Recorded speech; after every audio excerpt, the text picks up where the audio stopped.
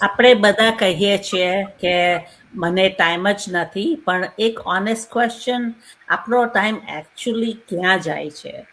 આપણે બધા વાત કરીશું આજે કે where does the time really go?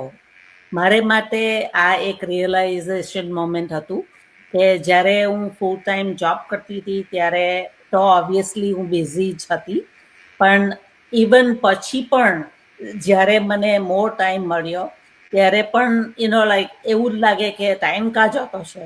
પણ કોઈ વાર આપણે વિચાર કરવા પડે કે આપણે ફોન સ્ક્રોલ કરતા હોય, કે રેન્ડમ કામ કરતા હોય કે ઇટ એન્ડ અપ પ્રોડક્ટિવ કોઈ થતું નથી, પણ આપણે બિઝી રહીએ છીએ, રાઈટ? સો હવે લાઈક હું ટ્રાય કરું છું કે થોડું અવેર રહેવું કે તમારો ટાઈમ રિયલી કાં જાય છે, right? So what do you think, કયુરી?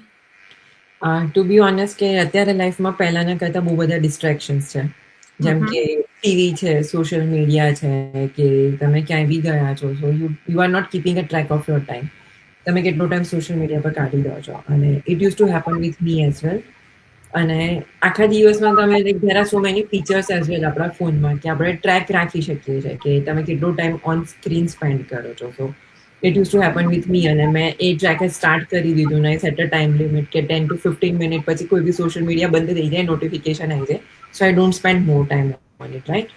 So is the same thing કે આપણે ડેલી રૂટીનને for a week, 2 or a month monitor કરવી પડે કે આપણે ટાઈમ શેમાં વધારે સ્પેન્ડ કરીએ છીએ. સમટાઈમ્સ સો મેની ટાસ્ક એવા હોય છે કે આપણે વન્સ એટ અ ટાઈમ કરી શકતા હોઈએ છીએ, but we spend time separately.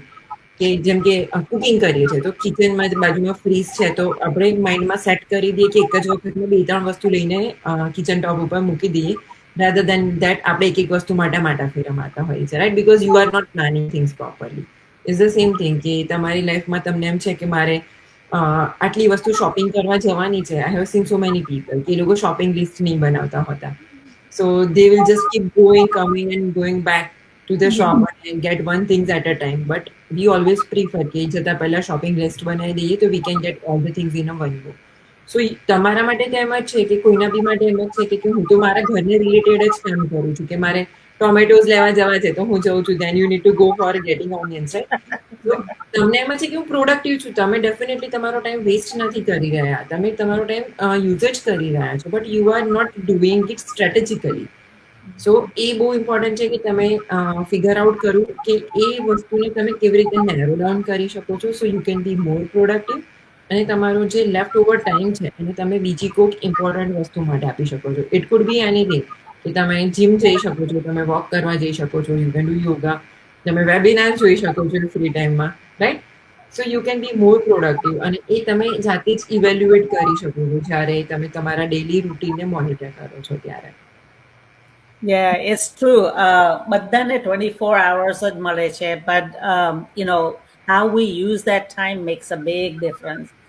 Sometimes we lose the time, even realize કરવા વગર આપણો ટાઈમ જતો રહે છે. like distraction પણ આવ્યા જ કરે છે. So doing things intentionally is the main thing you have to focus on. What do you think, Dirty?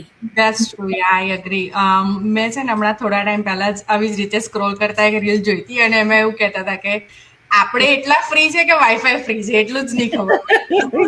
I mean internet free છે કે વાઈફાઈ ફ્રી છે કે આપણે એટલા ફ્રી છે, બીકોઝ આપણે જોઈ રહ્યા છે, રાઈટ? અત્યારના ટાઈમમાં કહીએ બી ફ્રી, લાઈક થોડો બી ટાઈમ મળે, સિગ્નલ લાઇટે બી ઘણી વાર એવું થતું હોય છે કે આપણે ઊભા રહેતા હોઈએ ને તો કોઈનું કોઈ ફોનમાં હોય. ઇવન ડ્રાઈવ કરતા બી ઘણા લોકો ફોનમાં હોતા હોય છે, ને એ લોકો જ્યાં ડ્રાઇવિંગ કરે ને તો આપણને ખબર પડી જાય કે આ ફોન ચાલુ લાગે છે આનો, એટલે આ સરખું ડ્રાઈવ નહીં કરતો, રાઈટ? સો બેઝિકલી તમે બહુ સારો ટોપિક છે કે તમારો ટાઈમ જઈ ક્યાં રહ્યો છે, તમે કેવી રીતના એને ડિવાઈડ કરી રહ્યા છો, કેવી રીતે યુઝ કરી રહ્યા છો. એ વાત સાચી છે, આપણે બધા જોડે 24 hours જ છે. આપણા બધાની લાઈફ જુદી જુદી છે, પ્રાયોરિટીઝ જુદી જુદી છે, ને આપણે બધા એને જુદા જુદા રીતે જ સ્પેન્ડ કરી રહ્યા છે.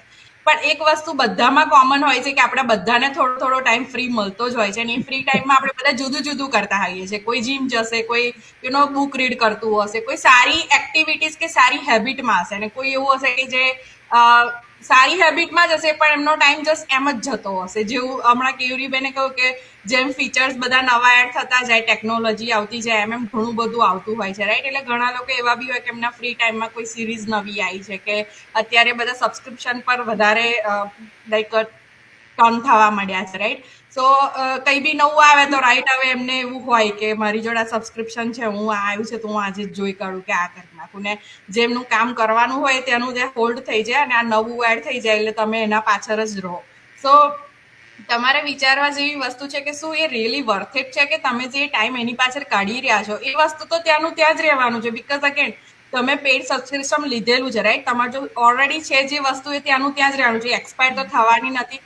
પણ જે વસ્તુ તમારે એ એટ ધ મોમેન્ટ કરવાની જરૂર છે એના પર તમે વધારે ફોકસ કરી રહ્યા છો કે નહીં, કે એને તમે સ્કીપ કરી રહ્યા છો. હજી એવું બની શકે કે આપણે લોન્ડ્રી કરવાની છે કે હાઉસ ક્લીન કરવાનું છે તો 1-2 દિવસ આપણે કાઢી શકીએ, એનો કશો પ્રોબ્લેમ નથી. એ એવી વસ્તુ છે કે એટ ધ ટાઈમ ના થાય તો બી ચાલી જાય. પણ એની સામે ઘણી બધી એવી વસ્તુ હોય છે, વર્ક રિલેટેડ છે, ફેમિલી રિલેટેડ છે, આપણા પોતાના પર્સનલ કેર રિલેટેડ છે કે જેને આપણે ઓલવેઝ ઇગ્નોર બી કરતા હોઈએ છીએ. ઇવન હેલ્થ વાઇઝ બી જોવા જઈએ તો આપણે ઘણીવાર એવી આપણને સાઇન્સ મળતી હોય છે કે પણ આપણે એને બી ઇગ્નોર કરતા હોઈએ છીએ અને we ended up in like big પ્રોબ્લેમમાં આપણે એન્ડ અપ થતા રહેતા હોઈએ છીએ. અને આપણે ઘણીવાર જોઈએ છે કે નાનું મોટું વસ્તુ આવે એટલે આપણને એવું લાગે કે આ થયું છે, પેલું થયું છે, અને આપણે ઇગ્નોર કરીએ અને we ended up with big thing. એટલે ઘણીવાર એ બધું જોઈને બી તમારે ડિસાઇડ કરવાનું છે કે તમારો જે ટાઈમ છે તમે કેવી રીતે ને કેમનો યુઝ કરી રહ્યા છો. ટાઈમ એક એવી વસ્તુ છે કે એકવાર જતી રહેશે તો પાછી નહીં આવે, અને જે આવી રહી છે એ બી એવી વસ્તુ છે કે તમને જે મળી રહી છે ને એ બી તમે બહુ એના માટે તમારે ગ્રેટફુલ રહેવું જોઈએ. બીકોઝ બધાને સેમ ઓપોર્ચ્યુનિટી સેમ ટાઈમ નથી મળતો લાઈફમાં. ઘણા બધા એવા છે કે જે સ્ટ્રગલ કરી રહ્યા છે, ઘણા બધા એવા છે કે જેને સારી ઓપોર્ચ્યુનિટીઝ મળી રહી છે, અને બધાના માટે સેમ નથી હોતી. એટલે નહીં કહેતા કે એકવાર જે ડોર નોક કરવા આવ્યા ને તમે મિસ કરી દીધું તો એ હવે તમને નહીં ખબર કે કેટલા વર્ષ નીકળી જશે કે કેટલો ટાઈમ નીકળી જશે કે એ ડોર પર તમારા પાછો નોક કરવા વાળું કોઈ આવશે, રાઈટ? સો સેમ વે તમારો ટાઈમ તમે ક્યાં જઈ રહ્યા છો, ટેક ટાઈમ, થોડો ટાઈમ લો, ડિસાઇડ કરો કેવી રીતે તમે કરી રહ્યા છો. ને એટલે જ કહીએ છીએ કે એવરી ડેની તમારે પ્લાન શીટ હોવું બહુ જરૂરી છે કે તમે તમારો ટાઈમ અકોર્ડિંગલી પ્લાન કરો.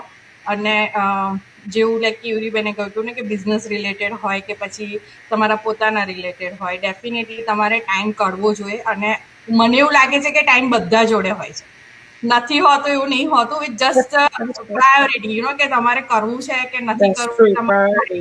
કયું છે, શું કહી રહ્યું છે, કે તમે કેવા માઇન્ડસેટ થી આગળ વધી રહ્યા છો, એ જ મેઇન છે. બાકી ટાઈમ બધા જ જોડે હોય છે. Yeah, I mean, recently હું એક જણ હાથે વાત કરતી હતી. This was not business related, but personal. કે like I'm trying to lose weight, પણ એક્સરસાઇઝ કરવાનો ટાઈમ નથી, વોક કરવાનો ટાઈમ નથી. પણ આઈ નો કે આ પર્સન ટીવી બહુ જોઈ છે અને સ્ક્રોલ પણ બહુ કરે છે. સો મારે મનમાં વિચાર થાય કે લાઈક તમે ઇન્ટેન્ટ લાઈક ડિસાઇડ કે તમે ફોકસ ક્યાં કરવું છે. So it's so important. Time નીકળી જાય છે આખો દિવસ, આપણે હવે તો બિઝી રહેવાનું ઇઝ નો પ્રોબ્લેમ, બટ કેવી રીતે બિઝી રહેવું છે તે તમારા પર છે. સો તમે પણ આજે તમને તમારા સેલ્ફને પૂછો કે where is my time going? Is it going towards something that matter to me? કે કઈ પ્રોડક્ટિવમાં નથી વાપરતા આપણે. તો એવી રીતે તમે વિચાર કરશો તો તમને ક્લેરિટી મળશે. So, like really think about it and do something that makes you productive. Be intentional. Okay? Thank you for watching, everybody, and see you next week. Bye. Bye. Bye.